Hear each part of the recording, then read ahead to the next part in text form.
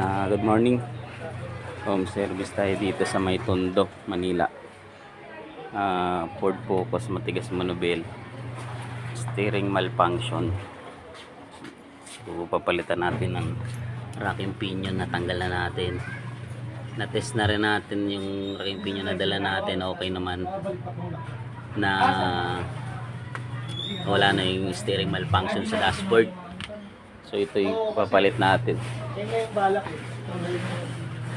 Hindi. Kaso baka siranin ko sir eh. Pag Yun nga eh. Mamaya halip na okay na eh. Tulad kanina. Lumabas din. Lipat na yung ano daw, tie rod. Na lang. Kasi tayrat na lang. Isang question. Di ba natin pwede lagyan ng kuwari sealant to? Ay hindi, sa may o-ring na yan sir. May o-ring yan dyan sa ano. Pero pwede natin lagyan ng ano yan, ng silicone sa ibabaw. Para panigurado. Pwede natin lagyan. May silicone naman ako dyan sir. Kasi naisip kasi kahit yung original ko yung binuksan siya kahit mahigpit naman siya pagbukas puro Hindi sir, kasi puro alikabok. kasi may belt yan dyan sir. May belt yan. May Pag belt. matagal na siya, napupudpud talaga yung belt. Kaya medyo sa may itim siya na Parang buhangin. opo, nalikabok. Pero yung tubig, dito talaga pumapasok pag nabutas to. Ito yung kadalasan na naging problema. Lalo pag nagpalit ka ng tie rod, tapos hindi sinisil yung Yun nga eh, ginamit boots. lang cable tie eh. Opo, yun po yung laging ano, nasisira. Ano pwede kong gawin?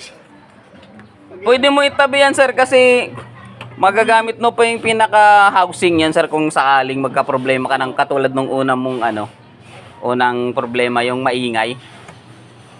May isa pa nga daw si sir eh. Isa pa ako dun. Dalawa na. Ano sir yung original niya? Yung original ko wala na talaga. Wala na. Nalagay ko na. Pinakangkalakal. Ang ganda ng focus ni sir. Pero pa muna na yun. Nakadalawang bili na siya ng racking pinion galing ng China, repolish. 2 days lang yan nagagamit. Home service tayo dito sa Tondo. Madali naman sila kausap. Ayan si sir. Pero sir, buti nariripan yung pera mo kahit hindi na nababalik yung parts. Oo. Kailangan lang ng video. Basta documented lang lahat. Ay, videoan mo, videoan mo yung Kasi Yung sa dashboard. dashboard. Hihingi talaga nila yun sir. Ayos, Sa atin, pag in-scan, nagpadala lang din. videoan. Kay ko yan, nagpadala lang din ulit. Pero din naripan din sir. Palit na lang. Papalitan. Ayun sa Ford Explorer. Nagpadala ng motor. Yung iba kasi dyan. Kaya nga, ipadala ulit ng motor sa customs pa eh. So, okay yung seller na to sir. Ang dami. May motor pa ako muna eh. May ano gagawin ko dun. Hindi, reserva mo lang sir. Malay mo gumagana din yung naibigay nila na Yun na.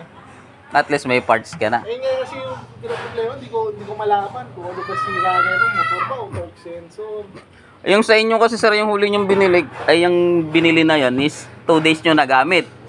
So, nung nalubak ka na naman, bumalik na naman na yung intact naman lahat ng socket sa ilalim. Nakatutok naman. Okay lang. Ganda nila.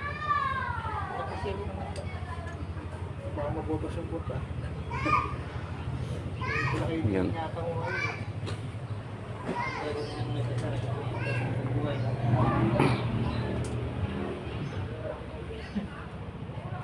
Pero yung cover niya sir, wala talaga.